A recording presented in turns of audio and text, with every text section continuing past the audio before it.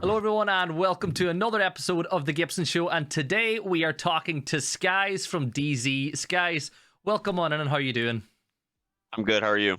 Doing good, thanks. You enjoying, or did you enjoy the little bit of an off season you got before prep for SI ramps up? Oh yeah. Went on a little trip with NJR and Red Cube from Astralis. We went to New York for a couple days, so it was a nice little break. So you kind of should, you can get on with players from other team from time to time, then. Of course. So yeah, in case anyone's new to this, basically what we're going to do today is we'll talk a little bit about you, what you're into outside of Siege, your career to date, because obviously you've had an interesting one because you've been on both sides of the camera, and we'll talk then about, your expectations going into Six Invitational with the team. So we'll kick off. You've had a pretty interesting career, like I said. You started off way back in the day with Elevate, I think you were with. You played a little bit with Reciprocity. You played then with DZ, SSG, and then you took a break. At the start, when you were first getting into competitive, how did it feel as a player way back then? Because obviously Siege has gone to a completely different place now than it was way back when you started. Yeah. Wow, it's been so long. Starting back in the day was weird because it wasn't something that I initially wanted to do. It just kind of happened. I was playing Xbox with England, who's retired now, but Geometrics from Sonics, and Laxing, who I guess now is retired or taking a break. I'm not sure exactly what he's doing, but I kind of just started playing with them. They knew about the competitive scene, and I had no idea about it. It's not something I ever really was interested in, but after playing with those guys, it's just like they were so much better than me at the game at the time that like the more I played with them, the better I wanted to get and kind of get more into that competitive aspect of the game. So playing with those guys kind of led me into getting here. Yeah.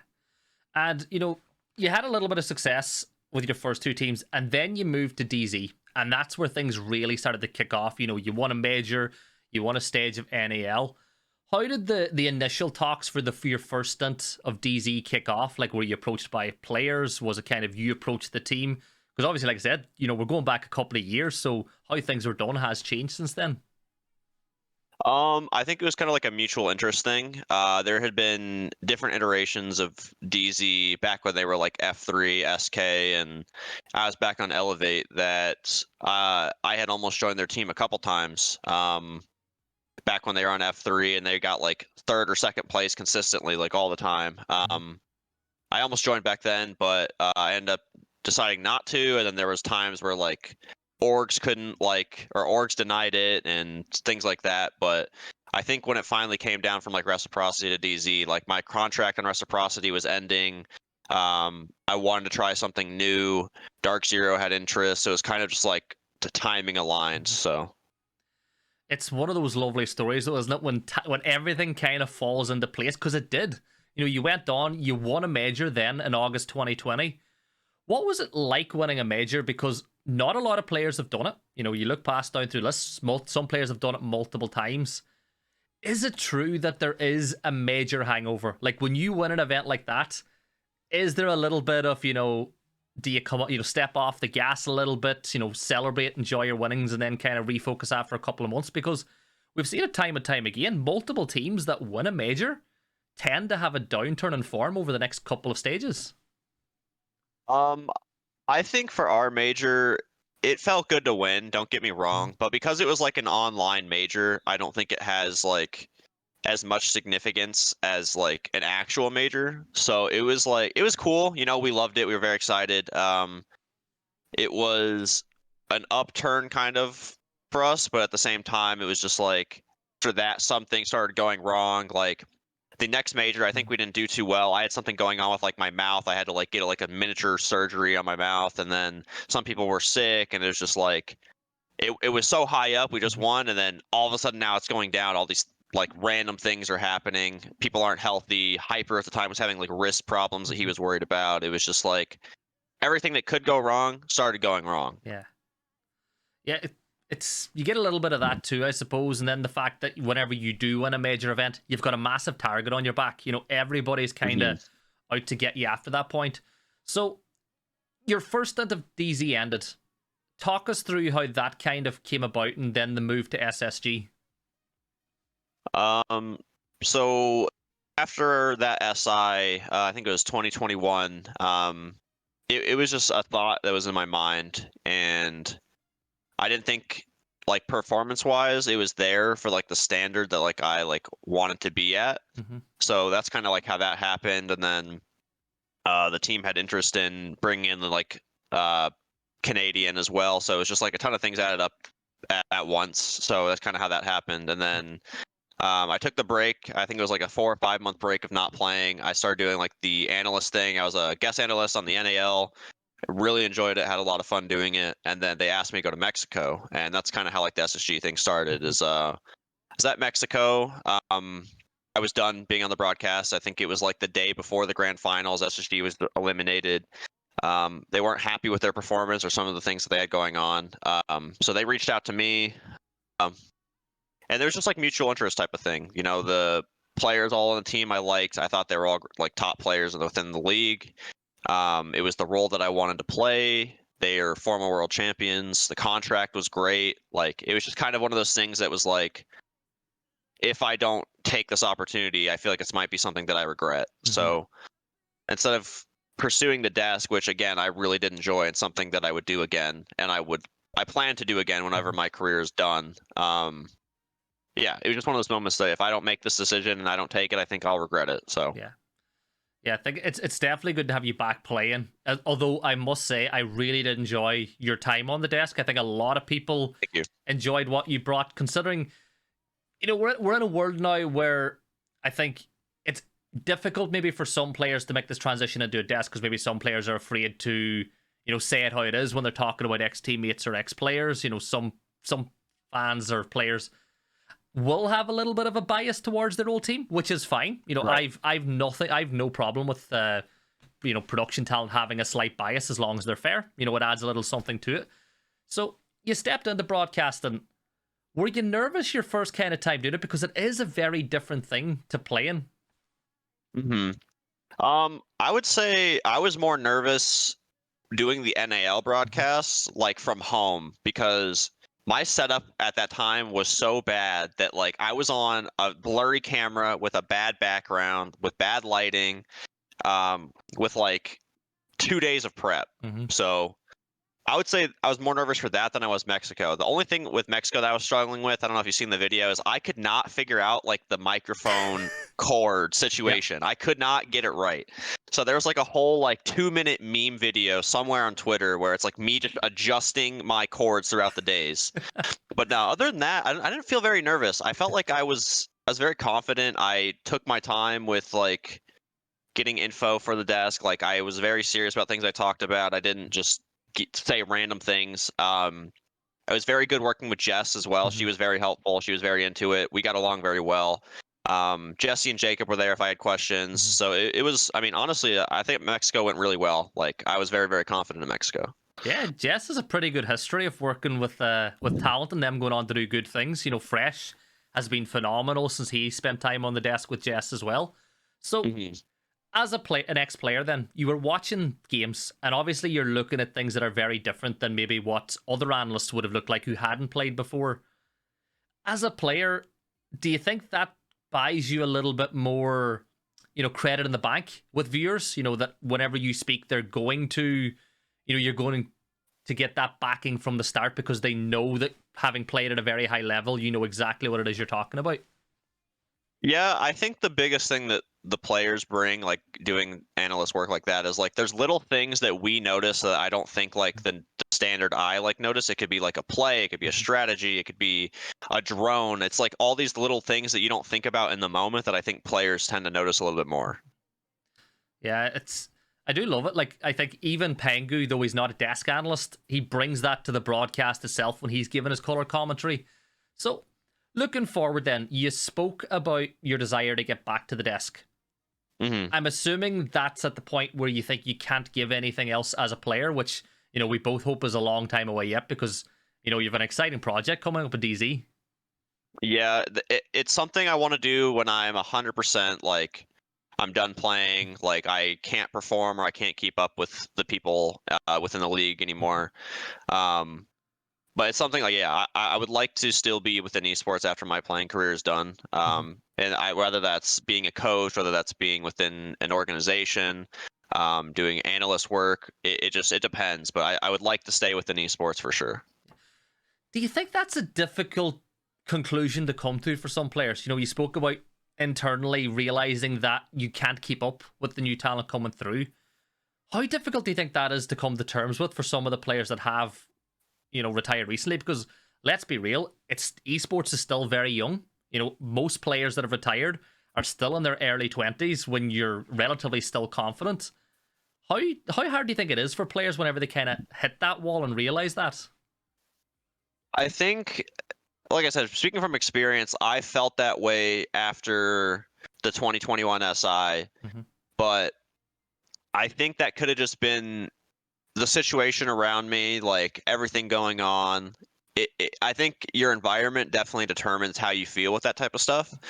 And I also think the role that you play within the game can determine how long your career is. I think support players are significantly more rare nowadays than they were a couple years ago. Everyone that's coming in now is young. They're like gunners, you know what I mean? They want to play the entry role. So I think stuff like that kind of determines when that point comes. What you can bring to a team aside from just getting kills. So this brings on to my next question then. When we're talking about longevity and extending your career, you know, you've got Canadian on your team now. He's done it phenomenally. You know, won a major this year again. Arguably, you know, he's in that conversation for the greatest of all time because of the fact that he's been able to do it with so many different teams. You know, he's been able to consistently find success. When you look around the scene and you do see players that are getting a little bit older playing, a lot of that's coming from the sports science side of things, right? You know, players eating better, preparing better, you know, sleeping better. How much of a change have you seen in the last couple of years when it comes to that attitude towards professional play? I would definitely say as I've gotten older, you notice it more for sure. The healthier you eat, the more healthy you are working out, all that type of stuff, it definitely matters over time. Like, I wish I started doing that a little bit earlier. My career did the same thing. I was eating bad. I wasn't working out. I was being lazy, just playing the game. But I would say now over the last like year and a half, like maybe a little less than a year and a half, I'd say like the last year, like I've intentionally like improved and all that. And I feel like better now within this last couple of months than I have probably like the last year of my career, maybe year and a half of my career. Like, and that's because I'm eating healthier. I'm working out more. I'm doing things more than just sitting inside and playing the game. Yeah. So that's all good. So let's talk now about DZ. And you're back with the team. You're playing with Canadian, who unfortunately you missed the opportunity to play with the first time. He's back in. You've got NJ in there, who you've just been away with. You've obviously got, you know, Pamba, who we had the whole Pamba party at the time of the major when he was just popping off with the LMG. They've added you and Gaveni back in September. And Gaveni, I think, is a player that a lot of people are excited about. Do you think that the DZ are actually in a very good position now to make a run at SI? Because anyone I've spoke to are quietly confident that DZ are on the back, you know, on another upswing at the right time. Yeah, I would say the potential is definitely there. The way that we practice, I would say since our boot camp for SI has started, I've never felt like a single practice has been people going through the motions. I felt like it's been like very serious. Everyone's giving everything that they have. And if we were to go to SI tomorrow, I would be very confident that we have a good chance to win it for sure. But the biggest thing is like being able to transfer what we're doing in practice into the matches. And it's going to be harder to do because SI is our first tournament or a match as an actual team. So it's like we need to make sure that we are doing everything we can to transfer that from the practice to the game. So this is where I kind of have a question about Canadian then. So to the naked eye, or to maybe people from outside of NA, when you watch DZ play, you know if DZ are going to win based on how Canadian is. You know, if he's pumped, if he's shouting, if he's really into it, you get a feeling DZ aren't going to get beaten. Whereas if you see him with the head down, you get the feeling that it's not DZ's day. Take us into playing a game with someone who is regarded in the conversation with the greatest of all time. What is it like playing with him and playing under his direction? I would say the biggest thing for me that I've noticed is I've never played with another player aside from Troy that can. I'm not sure the best way to word it, but like he is definitely a leader, Mhm. but someone that can like direct a round or change what's going on, the pacing within a round. I've never been able to play with another player that can do that as well, if that Mhm. makes sense. Mhm. Like it's the first time I've actually been able to play with someone that I know 100% if I don't have an answer, even if they're looking at me, like someone else is going to have the answer. Mhm. Even if it's wrong or right, we're gonna like trust that opinion at the time. And I think that's kind of like why he's won so much is because at the end of the day, people trust his decision. Mhm. Wrong or right, like the opinion is trusted, and I think that's extremely important. If you were to compare him to an athlete in other sports, who do you think would be the best comparison then? Oh man. Oh man, that's tough. Um, that's a tough one Yeah. because Pengu. It's hard to debate the two because Pengu has so many championships, but Troy has done it with more Uh-huh. teams. I don't know. I want to go like Peyton Manning maybe. Peyton Ooh. Manning, I would say, because Peyton's done it on two teams. Mhm. Tom Brady's done it on two teams, but I feel like the amount, it's hard. It's hard. Yeah. It's a good He comparison though. yeah, it's hard. It's hard to say, but I would say maybe around the Peyton Manning route. Yeah. Would he like that comparison? That's the question. I don't think he cares what people think with that. I don't think I don't know. Yeah. So I like it. So basically, what you're saying is keep an eye out for DZ because you're feeling confident, and I think let's be real, players like yourself, like Canadian, like Pamba, when the occasion is big, that's when you guys perform. Yeah. Yeah. I think we've got a good mix of everything Mhm. right now. So, Right. So let's cast our eye to the upcoming close qualifiers. So you're neutral, you're not taking part in it. We've got XSI winners TSM. You've got XSI winners SSG. And they're being mhm. joined by Mirage, who I think caught everybody by surprise in the last stage with how they managed to make the major. And then a rocked reality TV. They're a phenomenal side, but you've seen two big players leaving that roster lately. They've still got Mhm. Mr. B in there, who is a personality. People love him or hate him, but Definitely a personality. he's a big personality. Looking forward to the closed quals, which of those teams do you think is best set up for success? Um, I will say from playing against all the teams in practice and just talking to some of the teams, I think SSG is probably the best team in the qualifier. Mhm. I think if they can perform the way that they do in practice and in those matches, then I don't think any of the teams stand a chance. Mhm. Like, yeah, a lot of people I've spoke to have been leaning to either SSG or TSM, kind of writing off Mirage and Reality TV. I'd say had Reality TV had their five, a couple of players didn't leave, that conversation may be a little bit tighter, but you never know. It's a best of three. It's on a day. Whichever team turns up could go ahead and make a run. So looking at SI then, you're joining a couple of other very good NA sides. You've Sonics, who've just confirmed that Citizen is making a big international transfer to join them. You've obviously Mhm. got Astralis, who Dark Zero beat in the previous major. Looking forward at the teams in NA, do you think that any of the couple of sides are a lot stronger than the other, or do you expect a big run from NA for them to maybe push to get back to the top? Um, it could be a little bit of bias, but I still think NA and Latin America are the Mm-hmm. best two regions. I think APAC is still significantly behind. For whatever reason being, I don't know. Mm-hmm. I think they should be caught up by now. They've had moments where they are very good, like Damwon Kia had like a really big hot streak for like Mm-hmm. two events or something. But I still think North America and Latin America are the top two regions. I think um, Europe had a good run, like recently Mm-hmm. with Rogue winning and then BDS. BDS, they always perform, but it's nice to see them finally win. Um, but I still would stick with NA and Latin America at Mm-hmm. SI. Who do you think Latin America's best chances at the upcoming major or of the upcoming SI? Um, I'm I'm very big on W7M. Mm-hmm. I think they're very, very good. And I would say my time on SSG, I haven't scrimmed them since SSG, so I don't know how it feels now, but that was the hardest team I ever played against in a scrim when I was on SSG ever. And I played Prime G2, so Yeah. we'll see. We'll see how they are at SI now, but at that time they were the best team I think I've ever played.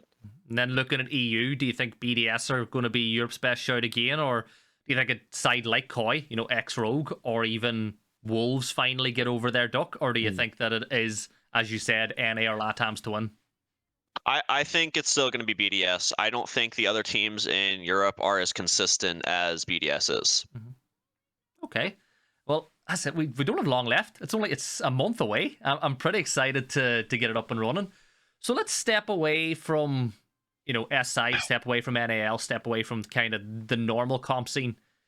An idea that was scrapped lately, or not come up in the calendar, was the Siege World Cup. And I think a lot of people were very excited for that, seeing America's best team, Canada's best team up against all of Europe. First off, NA stacked. It's very hard to pick one team of 5 players from NA. Oh, I could leak the roster for you. You want to know what the roster would have been? Oh, please do. Please do. I don't know if it's ever been posted anywhere. So, but the NA roster initially for the World Cup was me, Bosco, Rampy, Vertical, and the fifth we were trying. It was either going to be Bolo or Achieved, I believe. Ooh. So that was the original NA World Cup roster when they did that. The coaches were Lycan and BC. That's a good team. Yeah, that was. I don't know the rosters for the other regions or anything, but that was the team initially. It was all planned out and everything, and then it just got canceled because of COVID, which is unfortunate. That would have been a fun team to, that would have been a fun team to play with. Yeah. So, say 23, hypothetically, it was to come back around, and we were to put you on the team, and you were to pick the 4 players that you want to play with you. I'll make it easy. You're only allowed to pick one teammate, because I know it's tough for players. So you're allowed to pick one teammate, and then the other 3 have to come from different teams. Who would you pick as your Team USA? That's hard. Can I do it without picking someone on my team? Okay, if that's easy, I'll let you away with it. That's hard. It would be hard to pick between them. Okay, so if I had to pick, and I'm playing, or am I a coach or something? You're playing. Okay, all right, okay. Man, okay. I'd probably go one pick with Merc. This is hard. I'd probably go Bosco. And then I need 2 entry players, or well, I guess like a flex and an entry. Oh man, this is tough.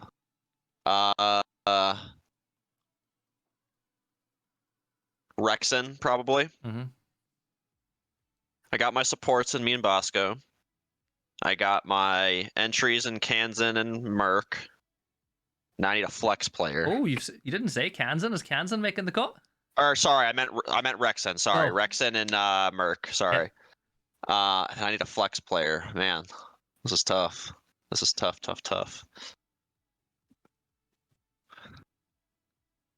This is really hard. I don't know who's a good flex player off the top of my head.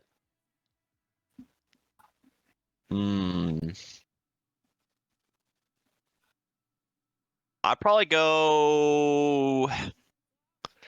Give me Grixer, I guess. So Grixer, Bosco, Rexon, Merc, and yourself. And Merc. I like it. It's something I'm going to ask every player. Whenever for all the NA teams, and kind of get an idea of if there's any crossover, because it'd be cool to see if we've got completely different teams. Because let's be real. Oh, it'll be different for sure. But you could easily make maybe 3 USA teams, and they would all be able to beat each other. It's for sure. Yeah. So we're getting towards the end of the interview, and we've ran a little bit longer than maybe we were hoping to, but that's good because it means the conversation's been good. Let's step away from Siege. So obviously being a player, we spoke about it a few times, it can be stressful. You practice a lot. You have to make sure you're getting the right amount of sleep in. For a long time you were living away. You were living with the team in Vegas. What do you kind of do to chill out? Because obviously you don't necessarily want to play Siege after scrimming it for 5-6 hours. What are your hobbies outside of it, and how do you keep yourself level? like I said, working out's one of them. I have a dog, so I like to, go out and do things with him. Speaking of, he's laying over there. What is he? Um, What breed? he's a pit bull terrier Ooh, chow. class. So he's a big boy. So he's like 50 pounds. Yeah. He's an interesting looking dog. There's some pictures of him on my Yeah. Twitter.